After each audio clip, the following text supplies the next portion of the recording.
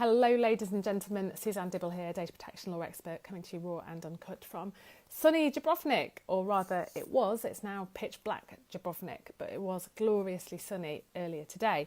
So today I want to deal with a question from Lucy Peltnoy, who's asking whether she needs to write to previous clients to get their explicit consent to continue to hold their sensitive data.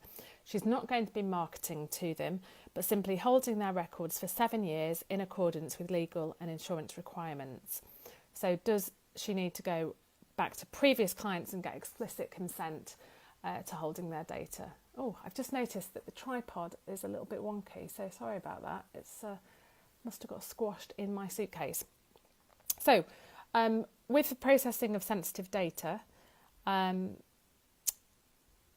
there is a further processing step that you need to think about, a further processing condition that you need to think about.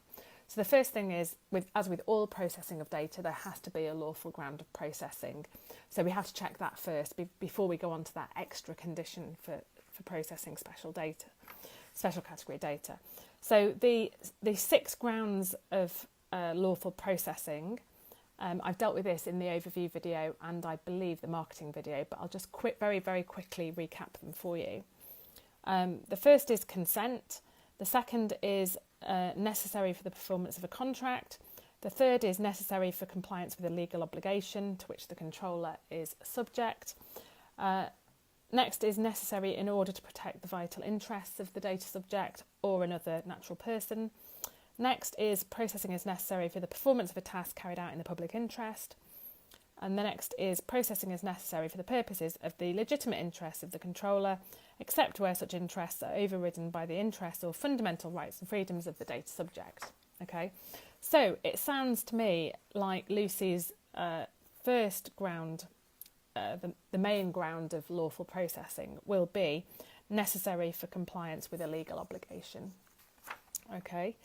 So that would be the first one. Then we need to look to Article 9, which says that you can't process sensitive data unless one of the following applies. Now there's 10 of those. I'm not going to read them all out, but the one that is probably relevant for Lucy is processing is necessary for the establishment, exercise or defence of legal claims. So, now, having read commentary on this, because that is all that the regulation says, having read commentary on it, the consensus seems to be that the full scope of this exemption remains uncertain, which is very helpful. However, to date, the ICO, so the Information Commissioner's Office, the supervisory authority in the UK, has treated the equivalent provision as encompassing potential future claims.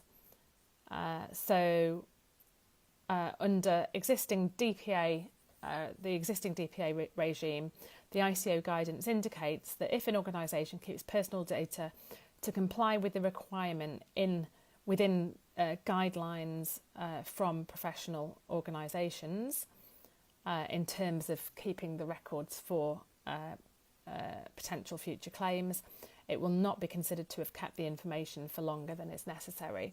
So, in my view, the extra condition for processing the special category data would be that the processing is necessary for the establishment, exercise or defence of legal claims. And in that case, you would not need to go back to previous clients to get their consent because you've already fulfilled that additional condition for processing the sensitive data. Okay, so I hope that clarifies. Number one, your general lawful ground of processing would be necessary for compliance with a legal obligation, and the second one would be necessary for the establishment, exercise or defence of legal claims or whenever courts are acting in their judicial capacity. So the bit there, the establishment, exercise or defence of legal claims, which can encompass potential future claims. Okay, so as I say, if you have one of those lawful grounds of processing, then you don't need consent. And for the additional ground of processing for sensitive data, we've got a ground that is other than explicit consent, so we don't need to go back to previous clients and ask for their explicit consent to you retaining that data for legal grounds, etc.